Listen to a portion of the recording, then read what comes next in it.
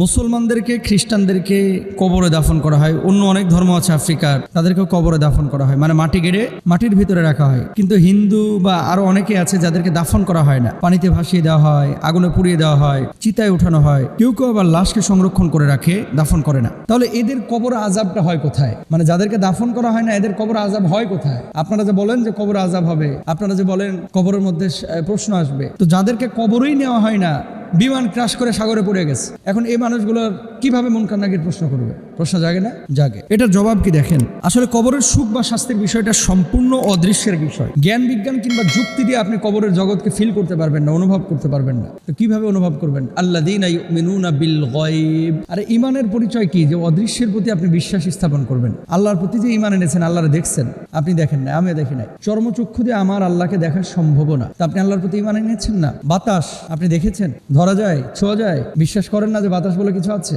সূর্যের আলো দেখতে পাচ্ছেন, ধরতে পাচ্ছেন না, ফিল করতে পারতেছেন, অনুভব করতে পারতেছেন, কিন্তু আকার আকৃতি দিয়ে বুঝতে পারতেছেন না। কবরের জিন্দেগির যে বিষয়টা, এই বিষয়টা হচ্ছে টোটালি একটা অদৃশ্যের বিষয়।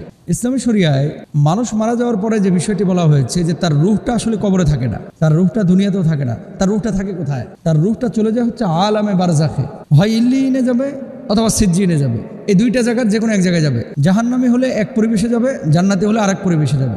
মানুষের মূলত আযাব বা প্রশ্নের বিষয়টা হচ্ছে তার রুহের সাথে, তার বডির সাথে না। দেখেন, এই বডিটা ততক্ষণ পর্যন্ত দাম আছে, মূল্য আছে, যতক্ষণ পর্যন্ত রুহ নামক পাখিটা আপনার এই বডি নামক খাঁচার মধ্যে আছে। যেদিন আপনার রুহটা বডি থেকে আলাদা হয়ে যাবে, সেদিন এই বডিতে আঘাত করলে ব্যথা পাবেন না। প্রমাণ নেন, আরেকটু সহজ করে বলি। অপারেশনের সময় ডাক্তাররা যে কাটাছেড়া করে, ইনজেকশন দিয়ে ওই জায়গাটাকে অবশ করে, এরপরে কাইটা চুরমার করে ফেলাইতেছে, আপনি টেরও পাচ্ছেন না। তার মানে রুহের সংযোগটা ওখান থেকে বিচ্ছিন্ন হয়ে গেছে সাময়িকভাবে, এই জন্য আপনি ব্যথা অনুভূত হচ্ছে, মানে আপনার ব্যথা অনুভূত হচ্ছে না। আল্লাহ সুবহানাহু ওয়া তাআলা কবরের জিন্দেগির যে সিচুয়েশনটা, পরীক্ষা, প্রশ্ন, মুনকার নাকিরের আশা, কবর আযাব, এটা মূলত অদৃশ্যের বিষয় এবং এটা আলামে বারজাখের বিষয়, যেখানে আপনার রুহটা যায়, সেই রুহের সাথে সম্পৃক্ত একটা বিষয়। তাহলে এখন হিন্দু যদি মারা যায়, সেও তো আল্লাহর কাছে প্রশ্নের সম্মুখীন হবে।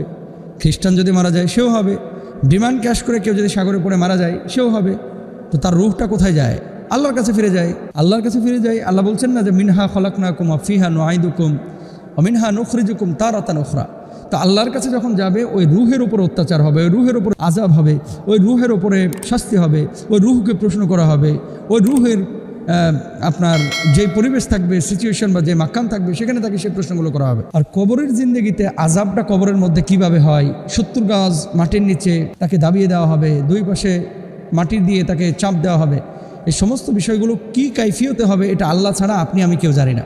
সুতরাং কোনো মানুষ যদি মনে করে যে কবরের জিন্দেগি এটা মিথ্যা জিন্দেগি, না, মানুষের জীবনের 3টা স্টেপ বা ধাপ আছে।